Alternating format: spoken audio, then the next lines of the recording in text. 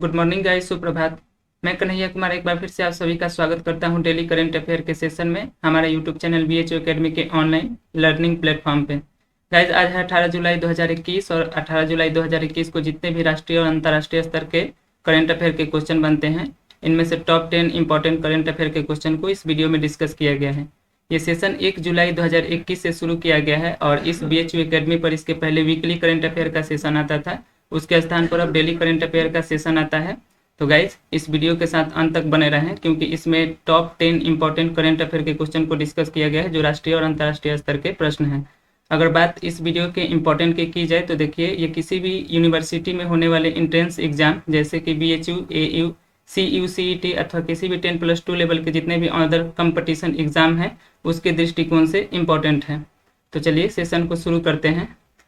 इस सीरीज में इसके पीछे 17 वीडियो डाले जा चुके हैं। अगर आप लोगों ने वो वीडियो नहीं देखा है तो प्लीज़ जाकर के वो वीडियो देखिएगा ताकि आप हमारे साथ कंटिन्यू बने रहें। देखिए, पहला प्रश्न है, हाल ही में किसान सारथी नामक डिजिटल प्लेटफॉर्म को किसने विकसित किया है, तो किसने लॉन्च किया है? ऑप्शन है कृषि और कल्याण किसान मंत्रालय, रक्षा मंत्रालय, वित्त मंत्रालय, उपयुक्त सभी। तो इसका सही जवाब है ऑप्शन ए, कृषि और कल्याण किसान मंत्रालय। कृषि और कल्याण किसान मंत्रालय के द्वारा ये किसान सारथी नामक डिजिटल प्लेटफॉर्म जो है, ऑनलाइन प्लेटफॉर्म, इसको डेवलप किया गया है। अब इसको किस लिए डेवलप किया गया है तो देखिए, किसानों को उनकी वांछित भाषा में, उनके लोकल लैंग्वेज में सही समय पर सही जानकारी सुविधा देने के लिए, ताकि उनको सही समय पर सही जानकारी प्राप्त हो सके, उसके लिए कृषि और किसान मंत्रालय मंत्री हैं नरेंद्र सिंह तोमर, उनके द्वारा इस प्लेटफॉर्म को विकसित किया गया है, लॉन्च किया गया है, जिसका नाम है किसान सारथी।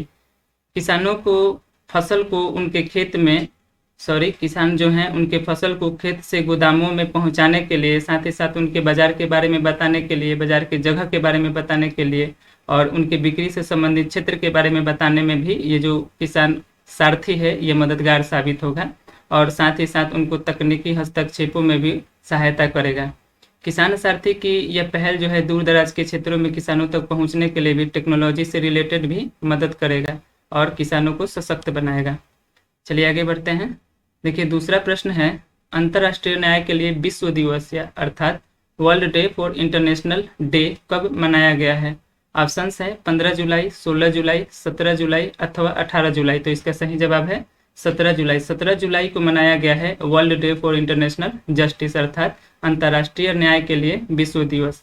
ये डे जो है प्रत्येक वर्ष 17 जुलाई को मनाया जाता है और अंतर्राष्ट्रीय न्याय के लिए यह मनाया जाता है। इसकी घोषणा जो है आईसीसी अर्थात इंटरनेशनल क्रिमिनल कोर्ट के द्वारा की गई थी और इसने ही घोषणा की थी कि प्रत्येक 17 जुलाई को विश्व दिवस मनाया जाए। किस लिए? तो अंतर्राष्ट्रीय न्याय के लिए, इंटरनेशनल जस्टिस के लिए। और यह डे जो है इम्पोर्टेंट इस वजह से है क्योंकि 17 जुलाई 1998 को ही रोम ने संविधि अर्थात कानून को अपनाया था और इसी के वर्षगांठ में यह डे मनाया जाता है। चलिए आगे बढ़ते हैं।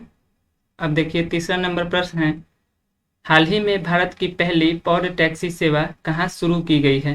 ये देख सकते हैं, ये इमेज में है, ये एक पॉड टैक्सी सर्विस है। इसको कहाँ पर शुरू किया गया है? ऑप्शन है मुंबई, नोएडा, लखनऊ, इनमें से कोई नहीं। तो इसका सही जवाब है ऑप्शन बी, नोएडा में। ये जो पॉड टैक्सी सर्विस है इसको भारत में पहली बार नोएडा में शुरू किया गया है। देखिए, Indian port rail and ropeway corporation limited के द्वारा इसको नोएडा में शुरू किया गया है, नोएडा एयरपोर्ट पर। और नोएडा एयरपोर्ट और फिल्म सिटी के बीच में इसको शुरू किया गया है। और ये जो सेवा है ये चालक रहित सेवा है, जो टैक्सी चलाने की योजना है। इस पर लगभग देखिए 862 करोड़ रुपए खर्च हुए हैं और यह 14 किलोमीटर की दूरी के बीच में यह सर्विस को शुरू किया गया है और भारत में पहली बार इसको शुरू किया गया है। पॉड टैक्सी में प्रति कार देखिए 4 से 6 यात्री इसमें बैठ सकते हैं और यह महत्वपूर्ण परियोजना जो है फिल्म सिटी और नोएडा अंतर्राष्ट्रीय हवाई अड्डा के मध्य शुरू किया गया है। अब ये जो है आवासीय और औद्योगिक क्षेत्रों को सुगम बनाएगा और यात्रा में भी कमी लाएगा, जैसे समय जो लगता है यात्रा करने में उसमें भी ये कमी लाएगा। देखिए, 4 नंबर प्रश्न है, हाल ही में त्रिपक्षीय TTX 2021 अभ्यास किन देशों के मध्य संचालित हुआ है? ऑप्शन है भारत, श्रीलंका, मालदीव, उपयुक्त सभी। तो इसका सही जवाब है उपयुक्त सभी। देखिए, हाल ही में TTX 2021 अभ्यास जो है ये वर्चुअली अभ्यास जो है भारत, श्रीलंका और मालदीव के मध्य हुआ है। इसमें भारत, श्रीलंका और मालदीव के शीर्ष रक्षा अधिकारियों के मध्य अभ्यास किया गया है। ये एक त्रिपक्षीय अभ्यास है जिसका नाम है TTX 2021। इसका उद्देश्य क्या है? तो इसका उद्देश्य है कि यह अभ्यास समुद्री अपराध जो होते हैं, जैसे कि नशीले पदार्थों पर अंकुश लगाना, साथ ही साथ समुद्री खोज और बचाव में भी सहायता करना। तो ये उसका केंद्रित मतलब ये जो था इसका सेंट्रल फोकस था।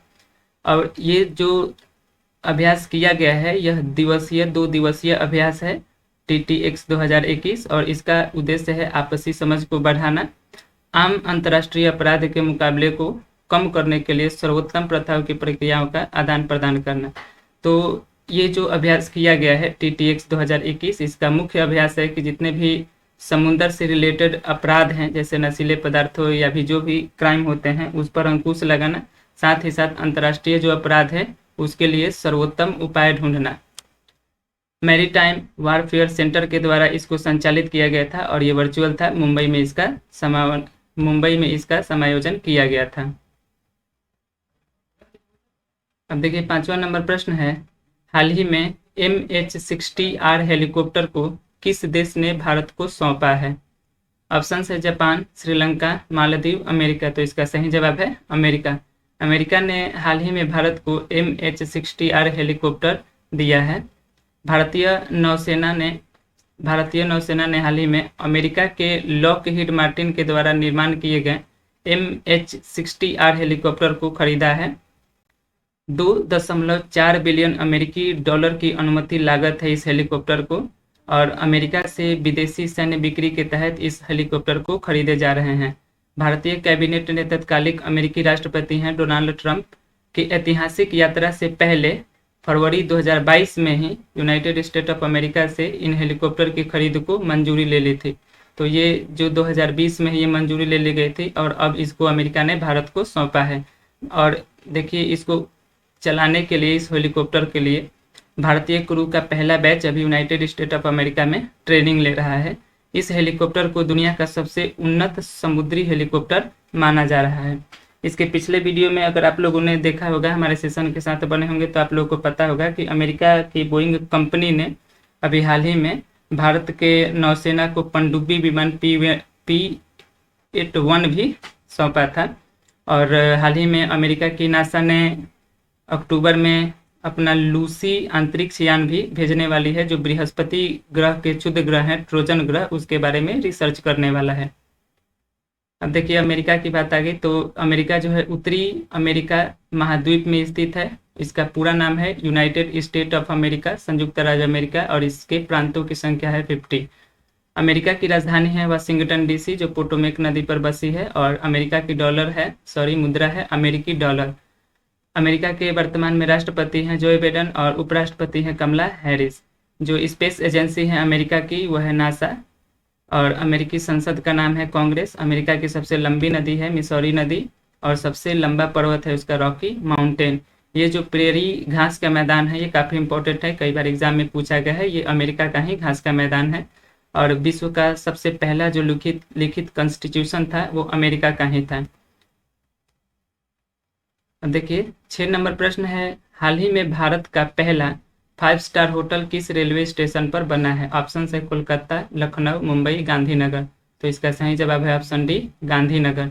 गांधीनगर रेलवे स्टेशन के ऊपर भारत का सबसे पहला 5 स्टार होटल बना है। गुजरात के गांधीनगर के रेलवे स्टेशन पर भारत का पहला 5 स्टार होटल बना है, और अब तक भारत के किसी भी रेलवे स्टेशन पर 5 स्टार होटल नहीं है, ये पहला है। इस होटल को कई बेहतरीन सुविधाओं से लैस किया गया है, टेक्नोलॉजी से लैस किया गया है, और इसमें देखा जाए तो एक अलग से इसमें प्रेयर रूम है, साथ ही साथ एक प्राथमिक उपचार के लिए हॉस्पिटल भी बना हुआ है। अब देखिए 7वां नंबर प्रश्न है, हाल ही में अमेरिकी श्रम विभाग की सॉलिसिटर किस भारतीय मूल की महिला को बनाया गया है? ऑप्शन है वंशथा कुमारी, सीमा नंदा, मीरा कुमारी, इनमें से कोई नहीं। तो इसका सही जवाब है ऑप्शन बी, सीमा नंदा। सीमा नंदा को हाल ही में अमेरिकी श्रम विभाग की सॉलिसिटर के पद पर नियुक्त किया गया है। डेमोक्रेटिक नेशनल कमेटी की पूर्व CEO हैं ये सीमा नंदा, और ये ओबामा के प्रशासन के समय श्रम विभाग में अपनी सेवाएं भी दे चुकी हैं, और हाल ही में इन्हें अमेरिका के श्रम विभाग में सॉलिसिटर के पद पर नियुक्त किया गया है। देखिए 8 नंबर प्रश्न है, हाल ही में इलेक्ट्रिक वाहन नीति 2021 किस राज्य सरकार ने शुरू की है? ऑप्शन है कर्नाटक, महाराष्ट्र, गुजरात अथवा मध्य प्रदेश। तो इसका सही जवाब है ऑप्शन बी, महाराष्ट्र। महाराष्ट्र के गवर्नमेंट ने हाल ही में इलेक्ट्रिक व्हीकल पॉलिसी 2021 शुरू की है। महाराष्ट्र राज्य सरकार नई इलेक्ट्रिक वाहन नीति 2021 की शुरुआत की है। राज्य के पर्यावरण मंत्री आदित्य ठाकरे द्वारा घोषित किया गया है इस नीति को, और इसका उद्देश्य है बैटरी से इलेक्ट्रिक वाहनों को अपनाने में तेजी लाना जो बैटरी से चलती है। महाराष्ट्र में पेश की गई है नई ईवी इलेक्ट्रिक व्हीकल्स नीति 2018 की नीति का संशोधन है। तो ये जो नीति है 2018 में ही आया है, इसको फिर से संशोधन के साथ अपनाया गया है। महाराष्ट्र को भारत में बैटरी से चलने वाले इलेक्ट्रिक वाहनों का सबसे बड़ा प्रोड्यूसर बनना है, और इसी उद्देश्य से ये जो नीति है इसको महाराष्ट्र में लागू किया गया है। साथ ही साथ इस नीति के तहत महाराष्ट्र सरकार का लक्ष्य है 2025 तक सभी नए वाहनों के पंजीकरण में इलेक्ट्रिक वाहनों का 10% हिस्सा लागू करना या 10% हिस्सा तक पहुंच जाना। इस महत्वाकांक्षी मिशन के लिए स्टेट गवर्नमेंट ने 930 करोड़ की पॉलिसी भी बनाई है, और ये जो नीति है इसको कहा है कि 31 मार्च 2025 तक यह नीति जो है वैध रहेगी। अगर आप लोग सेशन के साथ बने होंगे तो पिछले वीडियो में बताया गया था कि कर्नाटक की गवर्नमेंट ने भी एक पॉलिसी लाई थी जिसका नाम था इलेक्ट्रिक बाइक टैक्सी योजना 2021। कर्नाटक की गवर्नमेंट ने भी ये नीति लाई थी इलेक्ट्रिक बाइक टैक्सी योजना, और यहाँ पर है इलेक्ट्रिक व्हीकल योजना। चलिए आगे बढ़ते हैं। अब देखिए 9 नंबर प्रश्न है, हाल ही में किस राज्य के विधानसभा में मवेशी संरक्षण अधिनियम 2021 पारित किया गया है? ऑप्शन है कर्नाटक, असम, गुजरात अथवा बिहार। तो इसका सही जवाब है असम। असम के विधानसभा में ये जो एक्ट है मवेशी संरक्षण अधिनियम, इसको पारित किया गया है, Assam cattle prevention bill 2021। Assam के मुख्यमंत्री हैं हेमंत बिस्वा शर्मा ने इसको विधानसभा में पारित किया है इस विधेयक को। इस नए कानून में राज्य में मवेशियों के वध पर, उनके उपभोग पर, उनके ट्रांसपोर्टेशन पर रोक लगेगा, और उस पर कानूनी प्रावधान किया गया है। विदाउट उचित डॉक्यूमेंट के अभाव में मवेशियों को एक डिस्ट्रिक्ट से दूसरे डिस्ट्रिक्ट में भी नहीं ले जा सकते हैं। असम के बाहर परिवहन को भी अवैध बनाने का प्रावधान इसमें किया गया है, इस कानून में किया गया है। अब देखिए असम की बात आ गई तो असम की राजधानी है दिसपुर। वर्तमान में असम के मुख्यमंत्री हेमंत बिस्वा शर्मा, गवर्नर है वहाँ के जगदीश मुखी, और चीफ जस्टिस हैं सुधांशु धूलिया। नेशनल पार्क की बात की जाए तो असम के जितने भी नेशनल पार्क हैं वो काफ़ी इंपॉर्टेंट है एग्जाम पॉइंट ऑफ व्यू से। एक काजीरंगा नेशनल पार्क है जो काफ़ी इंपॉर्टेंट है, और ये जाना जाता है एक सिंग वाले गैंडे के लिए प्रसिद्ध है। Dibru Saikhowa national park, Dihang Patkai national park जो हाल ही में बना है, औरंग नेशनल पार्क, रायमोना वन्यजीव अभयारण्य ये भी हाल ही में बना है, नामेरी नेशनल पार्क, मानस नेशनल पार्क, ये सभी इंपॉर्टेंट है जो असम में स्थित हैं। विश्व की सबसे बड़ी द्वीप जो है आप लोग को पता होगा ब्रह्मपुत्र नदी में है माजुली द्वीप, वे भी असम में ही है। असम की लोकसभा सीट की संख्या है 14, राज्यसभा सीट की संख्या है 7 और विधानसभा सीट की संख्या है 126। असम का प्रसिद्ध त्यौहार बिहू ये काफ़ी इंपॉर्टेंट है। असम के हवाई अड्डे में देखिए गोपीनाथ बरदलोई इंटरनेशनल हवाई अड्डा गुवाहाटी में है, ये असम में है। भारत का सबसे लंबा पुल भूपेन हजारिका पुल, जिसको ढोला सदिया पुल कहा जाता है, ये लोहित नदी पर है और ये भी असम में है। दो देश हैं के दो पड़ोसी देश हैं जो असम के साथ सीमा साझा करते हैं, बांग्लादेश, भूटान, ये दोनों देश असम के साथ सीमा साझा करते हैं। साथ ही साथ 7 स्टेट हैं जो असम के साथ सीमा साझा करते हैं। देखिए पश्चिम बंगाल, मेघालय, त्रिपुरा, मणिपुर, नागालैंड, अरुणाचल प्रदेश और मिजोरम, ये सभी स्टेट असम के साथ सीमा साझा करते हैं। चलिए आगे बढ़ते हैं। देखिए अंतिम प्रश्न है, हाल ही में नौसैनिक अभ्यास एक्सरसाइज शील्ड का कहाँ अनावरण किया गया है? ऑप्शन है दिसपुर, मुंबई, गुजरात, बेंगलुरु। तो इसका सही जवाब है ऑप्शन बी, मुंबई। मुंबई में ये जो नौसैनिक अभ्यास है एक्सरसाइज शील्ड, इसका अनावरण किया गया है, इसका अभ्यास किया गया है। और ये जो है भारत तथा श्रीलंका की नौसेना और साथ ही साथ मालदीव के राष्ट्रीय रक्षा बल के मध्य एक नौसैनिक अभ्यास है। देखिए यहाँ पर एक और अभ्यास है वरुण 2021, इसका 19वां संस्करण जो है 27 अप्रैल 2021 को संपन्न हुआ था। ये भी काफ़ी इंपॉर्टेंट है, जो भारतीय नौसेना और फ्रांसीसी नौसेना के बीच हुआ था और एक द्विपक्षीय अभ्यास था जिसका नाम है वरुण 2021। अब पिछले अभ्यास प्रश्न का विश्लेषण देखिए। पिछले वीडियो में आपसे पूछा गया था कि दुनिया का सबसे ऊंचा रेत का महल कहाँ पर बना है, तो उसका सही जवाब था डेनमार्क। डेनमार्क में विश्व का सबसे ऊंचा रेत का महल बना है और ये जो रेत का महल है इसने गिनीज वर्ल्ड रिकॉर्ड में भी अपना नाम दर्ज किया है। देखिए, डेनमार्क में बने दुनिया के सबसे ऊंचे रेत के महल ने अब नया गिनीज वर्ल्ड रिकॉर्ड में अपना नाम दर्ज किया है। और देखिए यहाँ पर इसकी ऊंचाई है 21.6 मीटर। इस महल की ऊंचाई जो है 21.6 मीटर और इसमें 4,860 टन रेत से इस महल को बनाया गया है। अब बात कर लेते हैं आज के अभ्यास प्रश्न का। आज का अभ्यास प्रश्न है, हाल ही में भारत का पहला ग्रेन एटीएम अनाज एटीएम कहाँ पर खोला गया है। अगर आप लोग सीरीज के साथ बने होंगे, पिछले वीडियो के साथ बने होंगे, तो इसका उत्तर दे पाएंगे और इसका सही उत्तर आप लोग कमेंट सेक्शन में टाइप करना है। और साथ ही साथ इस एटीएम के बारे में या इसके आंसर से जो भी स्टेट इसके आंसर में है उस स्टेट के बारे में आप जितना कुछ जानते हैं उसको कमेंट सेक्शन में टाइप कीजिएगा। आशा करता हूँ कि ये वीडियो आप लोग को पसंद आया होगा। अगर ये वीडियो आप लोग को पसंद आता है तो हमारे वीडियो को लाइक कीजिए। अगर आप हमारे चैनल पर नए जुड़ते हैं तो हमारे चैनल को सब्सक्राइब कीजिए। अधिक से अधिक ग्रुप में अधिक से अधिक लोगों के पास शेयर कीजिए। अगले वीडियो में हम लौटेंगे 19 जुलाई 2021 के करंट अफेयर के साथ। तो चलिए वीडियो को यहीं एंड करते हैं। Be positive, be motivated. जय हिंद, जय भारत।